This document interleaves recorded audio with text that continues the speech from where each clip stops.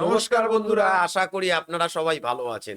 আপনারা তো দেখছেন, আমরা দেখছিলাম হচ্ছে গিয়ে শাকিন শাড়ি-শুড়ি নাটকের, যেটা হচ্ছে গিয়ে ৪৭ থেকে এই 51 ৫১তম episode। এপিসোড। এখন প্রশ্ন হচ্ছে এই শাড়িশুড়ি গ্রামে যে ঘটনাগুলো ঘটছে, কন্টিনিউ ঘটছে। সত্যি একদিকে হাসু পরপর এসছে এমন ঘটনা ঘটছে, অবাক অবাক। এবং অপরদিকে যেটা খুব গুরুত্বপূর্ণ বিষয় হচ্ছে এই শুক্রবারের মধ্যে কিন্তু শেফালির বিয়ে হওয়ার কথা এবং মগা সর্দার অর্থাৎ শেফালির বাবা কিন্তু তাকে ওই মান্নানের সাথে বিয়ে দিতে চাইছেন। তো ওভারঅল একটা যে জটিল পরিস্থিতি সৃষ্টি হয়েছে সেটা কিন্তু আজকের ভিডিওর মাধ্যমে আমরা দেখবো। দেখব। আর আপনাদের কাছে একটা রিকোয়েস্ট থাকবে বন্ধুরা, আপনারা যদি চ্যানেলে নতুন হয়ে থাকেন তাহলে অবশ্যই কিন্তু চ্যানেলটা সাবস্ক্রাইব করে দেবেন, কারণ আমরা কিন্তু আমাদের চ্যানেলে এই ধরনের ভিডিও আনতে থাকি। তো চলুন বন্ধুরা, আজকের এপিসোডটা এনজয় করে দেখে নিই। রিতন, রিতন, আচ্ছা তুমি আবার করে আমার সাথে কথা বন্ধ করে দিলে কিসের জন্য? কত আমার কি দোষ? এ কাকলি কানের কাছে ঘান ঘান করে না, খালি তোমার সঙ্গে না, সারি সুরি গায়ে কোনো মানুষের সঙ্গে আমার ভালো করে কথা কইবার ইচ্ছা করে। যা তারা কার সাথে কথা বলতে চাইছেন, তো খেলো হয়ে গেল। আমার সাথে তো একটু কথা কইবার পারো, খারাপ করি কও। কথা বলুন। তুমি তো জানো তোমার সাথে কথা কইবার না পারলে আমার দম বন্ধ হয়ে আসে। দম খোলার মানুষের অভাব আছে নাই। সারি সুরি গায়ে কত মানুষ আর কত নতুন মানুষ আসতেছে, জায়গায় তুমি ভাত বাড়ি খাওয়াও। ও আচ্ছা, তুমি আবার এসব কথা কইছো? এইবার শুরু হয়ে গেছে। এতদিন কেউ ছিল না, ঠিক আছে, হাসু এসছে, ওই জন্য কিন্তু ওকে ঠেস মেরে কথা বলা শুরু করেছে। কি করলে কি করলে তুমি? আমি হাসুর ভয়ে ঘরের দরজা বন্ধ করেছিলাম না? যা শালাই গায়ে থাকবো না শালা। যা রিতন, আমি তো কথাটা কইবার সাথে মুখ ফসকা দাঁড়ায় গেছে। বিশ্বাস করো শেফালি, রঞ্জু আমাকে তোর কাছে আসার কথা নিষেধই করেছিল, কিন্তু উইয়ের মনের কষ্টটা দেখে আমার বুকটা ফাইটে ও এই যাচ্ছে। আবার রঞ্জুর হয়ে এসছে এখানে। সেই জন্যই আমি নিজে থেকেই তোর কাছে কথাটা করার জন্য আসলাম। রঞ্জুর উপর তোর কিসের এত রাগ রে শেফালি? আমার কারোর উপর কোনো রাগ নাই বৌদি। তাহলে কিসের জন্য এমন সর্বনাশা কামটা করতেছ? আমার কাছে কি কওয়া যাবি নি?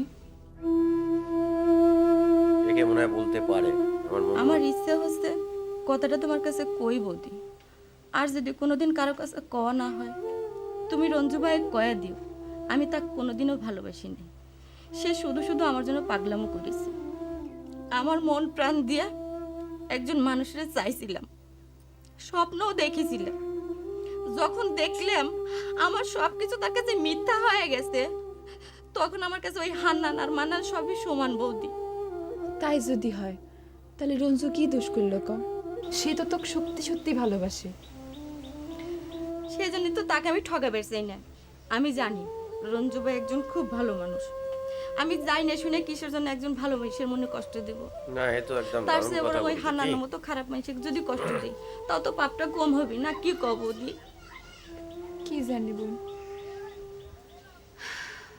কিন্তু যে ভালোবাসে এই কথাটা কিন্তু জাপান কাউকে ডাক্তারের- বলছে না। করে দাও, দরকার হয় এখানে আমি জাপান তোমার ডাক্তারেরও বাড়ি দোষ গিয়ে আছে, ভাত ওরও পাকাতে তো পারবো। বলা উচিত হাত যে পকেটে কোনো খালি কি কাউকে। তুমি মনে করো যে আমার অপমান উঠে আসবে না? এটা থার্ড ক্লাস পকেট মারে আমি ভয় করি। এই কথা শোনার আগে তো সারি সুরি গাছ ছেড়ে আমার চলে যাওয়া উচিত ছিল, খানিক দেরি হয়ে গেছে। কোন তো মুখ ফসকা বার হয়ে গেছে। ঠিকই তো, যে রুতনে মন্ডল সাহেব ভয় করে না, সেই রুতনে একটা পকেট মারে ভয় করবে? চলো তাও তুমি চলো চলো রুতন। ড্রাইভার বাড়ি কিন্তু একটা শর্ত আছে। কি শর্ত করে ফেলো? আমি সব শর্তে রাজি। সকলের সামনে হাসুর গলায় ঠাস করে চর বসাই দিতে হবে, পারবা? ঠিক আছে আমি রাজি, তাও তুমি চলো চলো তো। এখানে বসো। কি হলো কস্তুরি? তুমি এরকম ঘরের মধ্যে ডাকিলে আসলে কি জন্য? কলেমদের সাংঘাতিক একটা ঘটনা ঘটে গেছে। কি এমন সাংঘাতিক ঘটনা ঘটেছে তার জন্য তুমি আমার ঘরে এলে আসা লাগবে? কে তোমার আর গোলামের কথা কাউকে দেখে ফেলাইছে নাকি? হ্যাঁ শোনো, আমি আগে কয়ে রাখতেছি এইসব ব্যাপারে আমি তোমার কোনো রকম সাহায্য করে পারবো না। হ্যাঁ, গোলামের কথা করার জন্য আমি আপনার ঘরের মধ্যে নিয়ে আসি নাই। কথাটা শুনি ভয়ে আপনারও হাত পা ঠান্ডা হয়ে যাবে। আর দূর, কি সব যে কথা কও না। মুখটা দেখুন না শুনে। এই মান্দান ঠান্ডা হয়ে যাওয়ার মতো জিনিস না, বুঝছো? কও দেই কও, কি দেহে তুমি এত ভয় পাইছো কও? রসুন ভাই আমার ঘরে আইছিল একখান পিস্তল নিয়া। পিস্তল এইবার দেখে তো আমার দেখুন হাত পা মান্নানকে। ঠান্ডা হয়ে যাবার মতো। এইবারে মান্নানের আমি তো পুলিশ ছিলাম, কভার পারতেছি না। কি ভয়ঙ্কর দৃশ্য, আমার তো অবস্থা খারাপ। একটা কিছু করো মান্নান ভাই। তুমি ঠিক দেখিস তো কস্তুরি? ওটা কি সত্যি পিস্তল ছিলে? আমার মনে হয় কি তোমার ভয় দেখানোর জন্য খেলনা পিস্তল দিয়ে ভাবলেছে, বুঝছো? কি করছেন মান্নান ভাই? আপনি রসুন ভাইকে চেনেন না? আপনি তদন্ত করে দেখেন পিস্তলটা সত্যি না খেলনা। তোমরাও হইছা, ঝামেলার পর ঝামেলা বাঁধাও। এত কিছু করে আমার বিয়েটা হবে লেছে, আর এর মধ্যে তোমরা আবার ও একটা চাইছে ঝামেলা না বাঁধা বিয়েটা বসেছো। হয়ে যাক। শোনো কস্তুরী, তোমাকে আমি একটা অনুরোধ করি, এই কথাটা তুমি শুক্রবারের আগে কেরুক করে না। ও শুক্রবারটা ভালো ভালো বার হয়ে যাক, তারপরে দরকার হলে এইটা নিয়ে সালিশ দরবার যে করে যার সবকিছু ব্যাপারটা ঠিক করবো। ভাবছে, বুঝছেন তো? বোঝো না কে? এইটালে কথা কবে গেলি তোমার চাচাতো ভাই সব কিছু গ্যালদাম করে আমার বিয়েটাই বন্ধ করে দেবি নি, বুঝছাও?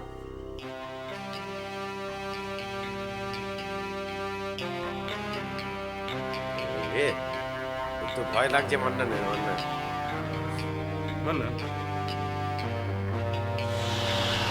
মান্নানকেও দেখাবে মনে হচ্ছে। তোর সাথে আমার কথা আছে। আয়, কিন্তু রসন, আমার একটা জরুরি কাম রয়েছে।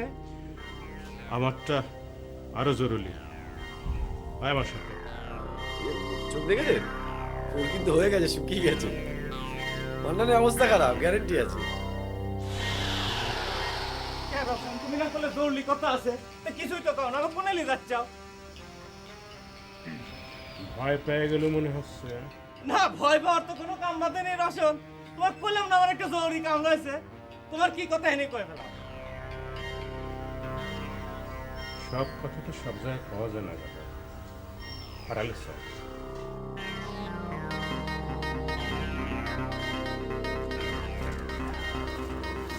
আসে, হেনে দাঁড়া, সামনাসামনি দাঁড়া। কি কি হনে কি? বুঝতেছেন তো কি? আরে কস্তুরি তো কি কথা করার জন্য ডাকি নিছিল ঘরের মদিন। বিশ্বাস করো রসন ভাই, কস্তুরি আমার কিচ্ছু করার জন্যই ডাকে নাই। আবার মিথ্যে কথা কোস। আমি নিজের চোখে দেখলাম তুই কস্তুরি ঘরের থেকে বাইর হলু। তে আমি তো সে কথা তোমার সাথে অস্বীকার করতেছি না। কস্তুরি তো আমাকে ডাকে নেই তার সাথে কথা করার জন্য, আমি কস্তুরির সাথে কথা করার জন্য গেছিলাম। কস্তুরির সাথে তোর কিসের কথা? কে আর দিন যে আমার বিয়ের কথা ঠিক আছে সেটা তুমি জানো না, সেই সব নিয়ে কথা। দেখ মান্নান, আমার সাথে ইয়ের কি করবার চেষ্টা করিস নে। তুই তোর বিয়ের দাওয়াত দেওয়ার জন্য কস্তুরীর ঘরে গেছিল, এই কথা আমার বিশ্বাস করবার কোষ। তা আমি কি সেই কথা তুমি করছি না কিন্তু বিশ্বাস করো? তুমি তাই কথাটা শুনবে, তারপর তো ক্যাচ ক্যাচ করবে। এই রে, ঠিক আছে, আয়। ও কিন্তু প্যান্ট ভিজে গেছে, ওকে দেখুন দেখাবে, পিস্তলটা দেখাবে। যে বিয়ের পর আমি যে ঘরে উঠবো বগলিয়ে, সেই ঘরটা তো একটু সাজানো লাগবে, সেই কথাই কস্তুরি কবের গেছিলাম। মন্ডল সাহেব আমাকে কবের কয়েছে, ওই যে কস্তুরি ঘরের পাশে যে ছোট্ট একটা ঘর আছে, ওইটা বিয়ের পর বউলে উঠবো তাই কয়েছে। গরিব মানুষের বিয়ে হলে তো সেটা একটা বিয়ে, নাকি বিয়ে না? বুঝিস কিন্তু মান্না, কথা তো এইটাই নাকি? কস্তুরী তোকে তো আর কিছু কয় নাই। আর কিচ্ছু কয়নি, অসম্ভব। আল্লাহর কিরে বলে করছে, যে পশ্চিম দিক চোখ ছুঁয়ে করছে, কিচ্ছু কয়নি। মুখটা দেখুন। কে কর মতো কি কিছু ঘটেছে নাকি?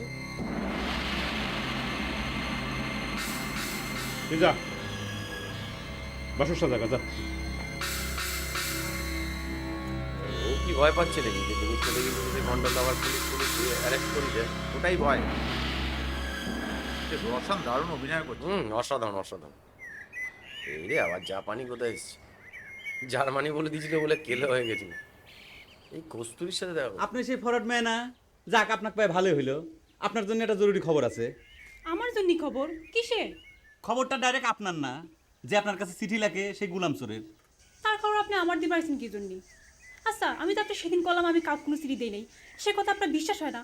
বুঝি বুঝি, দেখেন এতটুকু বোঝার মতো বয়স কিন্তু আমার হয়েছে। আপনি যতই চালাকি করেন তাতে কোনো লাভ নাই। আপনি গুলামের কাছে যত খুশি চিঠি লেখেন, তাতে আমার রাগও নাই, হিংসাও নাই, দুঃখও নাই। তাই গুলামের সাথে আমার একটা ঝামেলা আছে, সেটা অন্য কারণে। তাই আমি চাই না ডাক্তার হিসেবে কারো এত বড় একটা সর্বনাশ হয়ে যাক। খবরটা সেই জন্য আপনার মাধ্যমে দিবে চাইছিলাম। এখন শোনা না শোনা আপনার ব্যাপার, গেলেম। কি সর্বনাশ সবিতার প্রয়োজন? এই তো রোগ ক্লিয়ার হয়ে গেল। তাহলে পরে এতক্ষণ পলান টুকটুক খেলতেছিলেন কিসের জন্য? কোন পরান টুকটুক খেলতে শোনেন, গেল। ডাক্তারের কাছে কোনোদিন কোনো রোগ চাপিয়ে রাখবেন নাই, লুকাবেন নাই। সেটা যে রোগী হোক, প্রেম রোগ হলি পরে, বুঝছেন? এখন কি আপনি কথাটা কবেন? কথা তখন দিছি, তখন তো কবই। আর এই কথা কওয়ার জন্য আমি এত দূর সাইকেল মারি আইছি, বুঝছেন? একটু ফাঁকে আসেন, গোপনে কই। গোপনে আসেন, আসেন।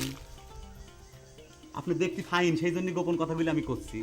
ওই যে আমাদের সারিসুরি গ্রামের শিপালি আছে না, তার সাথে যে মন্নানের বিয়ের কথা হচ্ছে, আপনার গুলাম চোর সেই মন্নানের পক্ষ নিছে।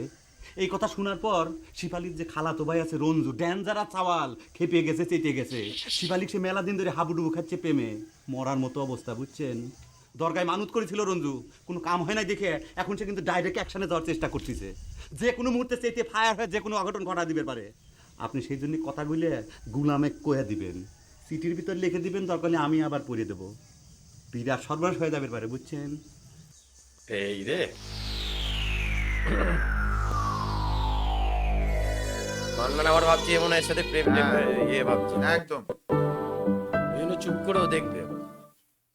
গোপনে আসেন আসেন, আপনি দেখতে ফাইন, সেই জন্য গোপন কথাগুলো একসাথে যাওয়ার চেষ্টা করতেছে। আচ্ছা, এই খবরটা আপনি সারি সুরি গায়ে শোনার পর গোলামেক না দিয়ে এত তোরা আমার দিবাইছেন কি জন্য? এটা আপনি কি করছেন? ওই গুলাম চোর আমার সাথে যে বেইমানি করেছে, এই কথাটা তো ডাইরেক্ট সরাসরি আমি তাক কব না, সেই জন্য আপনার কাছে কবে রাইছি। অবশ্য আপনি এটাও ভাবেন না যে আপনার কাছে এই কথা করার জন্য আমি বিষে খালি সাইকেল ঠেঙাই, তা কিন্তু না। আর একটা উদ্দেশ্য আছে, আমি এই কথাটা মান্নানের কানের ভিতর ঢুকিয়ে দিয়ে যাব বুঝছেন। শেফালির খালাতো ভাইকে মানান ভাই খুন করবার চাইছে নাকি? কি করছেন চাইছে মানে? মার্ডার লিস্টের 1 নম্বরে তার নাম, মন্নানের নাম। খেলা খেলছে দেখো, রঞ্জু তাক পালি পরে মাই দিয়ে ফাটা ফালা দিবে না। আমি গেলাম, যে যাকে পাচ্ছে নিয়ে খেলা করছে। শোনেন গুলামে কিন্তু কথাটা কবেন। ওদিকে রোশনটা শুনে না ভয় পেয়ে যায়।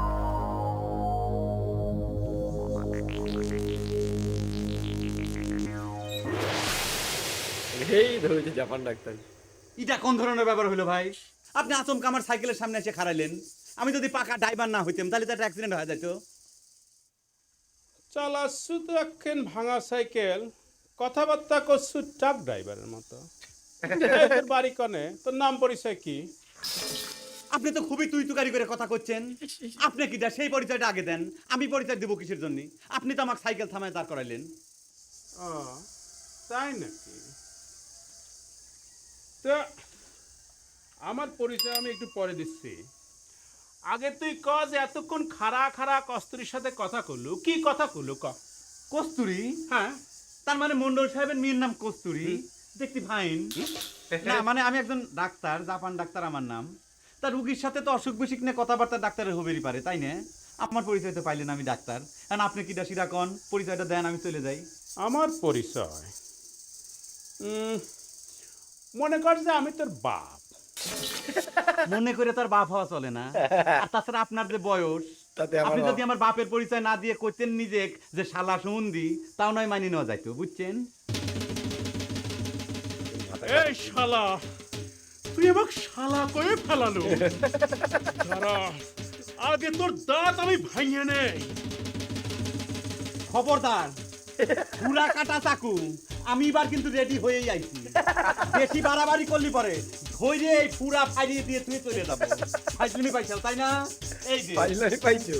ডাক্তারের সাথে ফাইজলিমি করো, ডাক্তারের গায়ে হাত দাও, একদম ডাক্তারে ভালো করছে রয়েছে। শোষণ লাগবে, শোষণকে সাহায্য করে দিয়ে গেছে।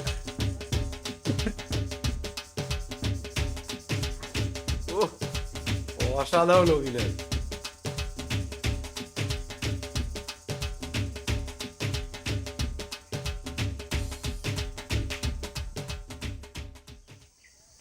বুঝলু ভাই, আমি তো মনে করেছিলাম যে সামনে শুক্রবারটা পর্যন্ত কথাটা চাপে থাকবো, কিন্তু এখন দেখতেছি নিজের জীবনের জন্যেই তো কথাটা না করে পারলাম না। রোশন কি তো পিস্তলটা দেখাইছিলি খালাতো ভাই? না, ও তোমার পিস্তলটা দেখাবার পারেনি। আমি তো লরম গলায় কথা করছিলাম, কিন্তু আমার সাথে যখন কথা করছিল তখন কিন্তু বারবার মাথায় হাত দিচ্ছিল। আমার মনে হয় কি জানিস, ওর মাজায় তখনও পিস্তলটা গুজা ছিল। আচ্ছা, রোশন যে কস্তুরী পিস্তলটা দেখাইলি, হ্যাঁ, গুলি কি দেখাইছিলি নাকি? দেখতেছি গুলি দেখাইছি, এটা কোনো প্রশ্ন হইলে তুই কত? তুই বেশি বুঝিস, আর তুই বেশি বুঝিস জন্য তুই বেশি বেশি ভেজালের মধ্যে পড়িস। রোশনের কাছে পিস্তলটা আছে আর গুলি আছে কিনা সেটি তুই প্রমাণ করবো না? হ্যাঁ, তোর কথা মতো এটা প্রমাণ করবে যে নিজের শহীদ হয়ে যায়, তাই না? শহীদ হয়ে প্রমাণ করি যে ওর কাছে গুলি আছে। গুলি আছে। শোন, কেউ যদি পিস্তল দিয়ে ভয় দেখায়, সে কি কোনোদিন ঘ্যাস করে গুলি দেয় বাইরে কয় দাও গুলি আছে আমার কাছে? এই তারা চলে এসছে। কিন্তু খতরনাক হয়ে গেছে প্রেমে ধোকা খেয়ে। এ জাপান ডাক্তার, তুমি আবার এই গ্রামে আইছো কি জন্য? হ্যাঁ, তুমি যদি আবার আমার বোন নামে কোনো কলঙ্ক ছুটাইছাও তাহলে কিন্তু তোমার 12টা আমি বাঁচা দেব না। ওকে খবরটা দিতে এসেছি। আমার 12টা বাজানোর আগে নিজের ঘড়িটা বাঁচা মন্নান। আমি ডাক্তার মানুষ, তোমার উপকারী করবে রাইছি। এদিকে আইসো, জরুরি কথা আছে। যত গোপন কথাই হোক তুমি হেনে কও, আমার খালাতো ভাইয়ের কাছে আমার গোপন বলে কোনো কথা নেই, বুঝছো? তোমার কোনো কিছু গোপন না থাকতে পারে মন্নান, কিন্তু আমার তো গোপন আছে। আমি তোমার কাছে কথাটা গোপনে কয়া যাচ্ছি, তুমি দরকার হলে পরে তোমার খালাতো ভাইয়ের কাছে কথাগুলো রিলে করে দিও। যা, ওই ফাউল ডাক্তার কি কয় শুনিয়া যা। Paul doctor. এই যে ভাই, আপনাকে করছি, আপনি তো মনে করেন ডাক্তারের কোনো পরামর্শই শুনলেন না। আমি যে আপনাকে এত অনুরোধ করে করলাম যে শরীরটা কন্ট্রোল করেন, আপনি তো মনে হয় ডাক্তারের কথা গ্রাহ্য করতেছেন না। কে? এ চুপ করো, চলো।